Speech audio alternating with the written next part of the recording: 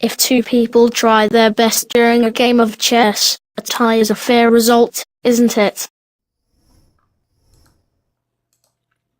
Thank you, Boris. In this lecture, I'll be explaining that victory or defeat are not the only possible outcomes of a chess game. A draw or a tie is possible also, and there are many different types of draws. Let's begin with a stalemate.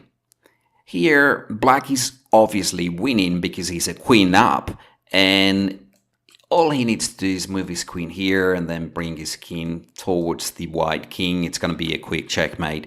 But black tried to build a cage which is just too small with queen to f7.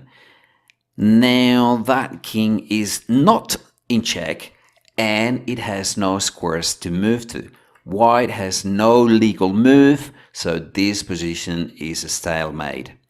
Now I'd like you to remember that a draw like this, a stalemate, can happen not only because your opponent blunders, but sometimes the way to get one of those stalemates, it's a beautiful one. For example, let's take a look at the next one. Here, black threatens to checkmate the white king. If we play a passive move like rook here, black is going to win like this. He's going to put his rook here. And now, let's say white wastes a tempo with rook here.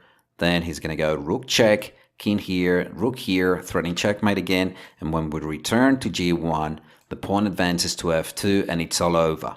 Rook here, we pick up the rook, this pawn will promote, and it's lost. But in this position, white's got a beautiful idea because he can go rook to g2 instead. And the whole point is, if the pawn takes, we get a stalemate position, or if the king retreats, then we activate our rook by moving here, threatening checks from behind, and this is supposed to be a book draw. We're not going to get into this position because it's a little bit long to explain, but trust me, this is a draw. So let's see another type of draw. Here white's got a knight and the king, but that's not enough to checkmate the black king.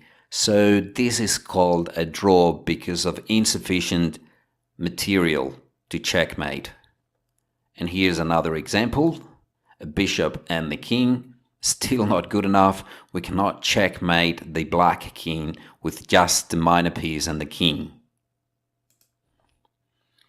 Now this is a different type of draw. It's a draw by perpetual check.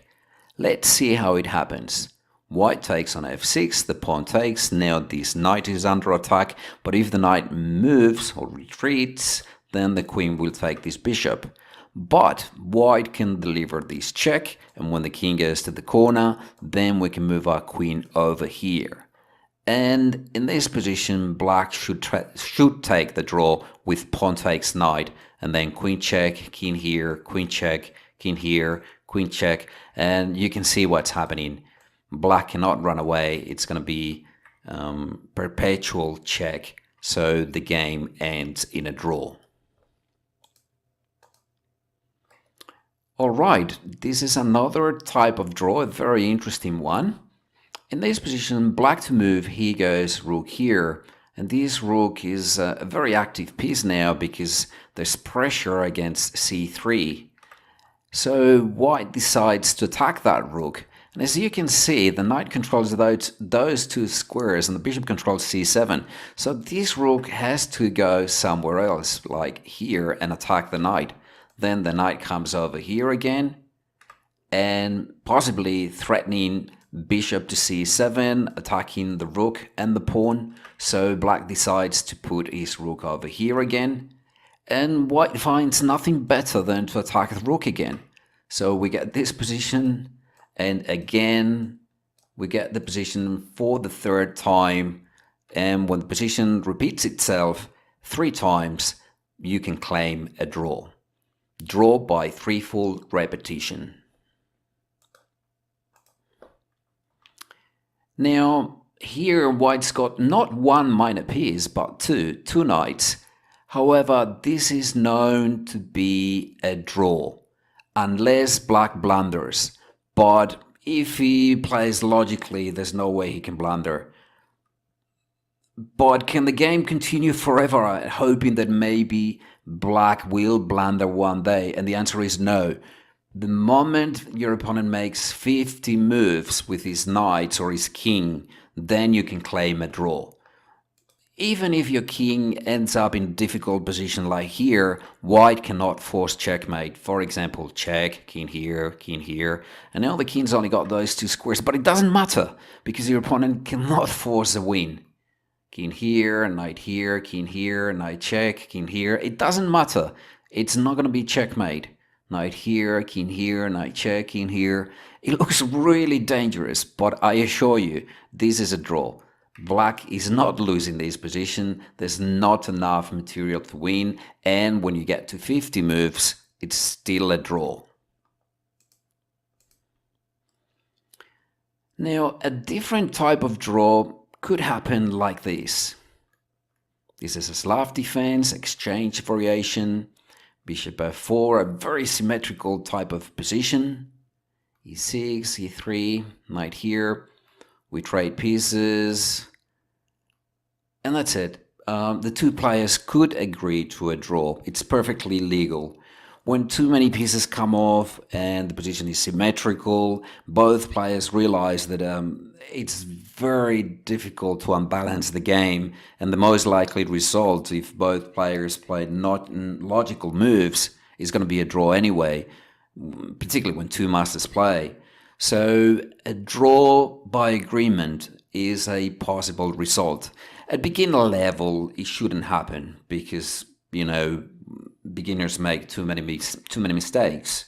Not always, but normally they end up blundering and making some mistake.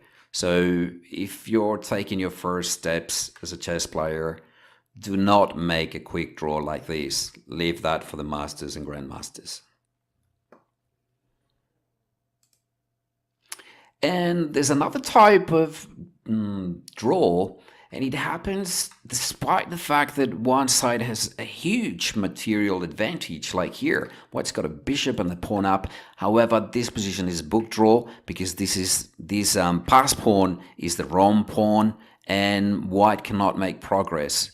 Like, for example, the king gets closer, the king goes to the corner, and white can never get a little bit closer because then that king would be in a stalemate position.